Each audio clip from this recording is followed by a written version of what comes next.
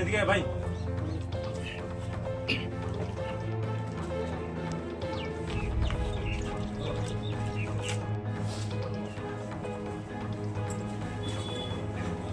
একটা গান শোনারে দিল না তোর মজা লাগতো কিছু একটা পুরো কত সুন্দর আছে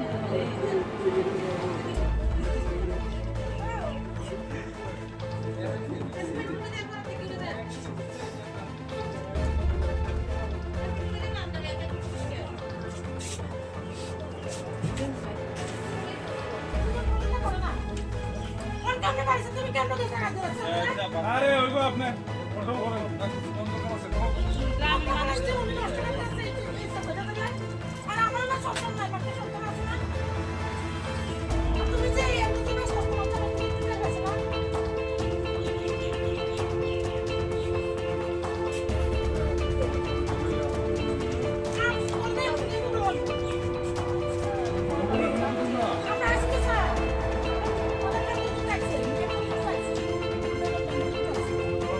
দীর্ঘদিন যাবৎ আমাদের কাছে একটা খবর ছিল মাতাবাড়ি মধ্যপাড়া এলাকার সুব্রত দে, তার বাবার নাম দেবেন্দ্র দে। সে তার শ্বশুরবাড়িতে থাকে এবং এই বাড়িতে থেকেই সে তো ড্রাগসের ব্যবসা চালাচ্ছে এবং এই এলাকার যুবকদেরকে সে নেশায় আসক্তি করার একটা প্রচেষ্টা চালাচ্ছে তার ব্যক্তিগত লাভালাভের জন্যে।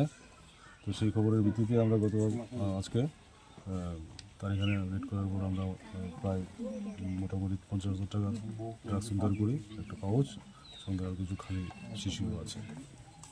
অভিযুক্তকে গ্রেপ্তার করা হয়েছে। হ্যাঁ, দেখতে পাচ্ছি। স্যার মামলা কি এখনো নেওয়া হয়েছে না পরবর্তীতে নেবেন? আমরা এখন থানায় গিয়ে মামলা নেব। আচ্ছা, উদয়পুরে আরও বেশ কিছু জায়গাতে এই ধরনের অভিযোগ এসেছে। আপনি আগেও একাধিকবার সাফল্যের সঙ্গে অভিযান চালিয়েছেন, তো সামনে ইলেকশনের আগে কি এই ধরনের চলতে থাকবে, ওটা চলতেই থাকবে।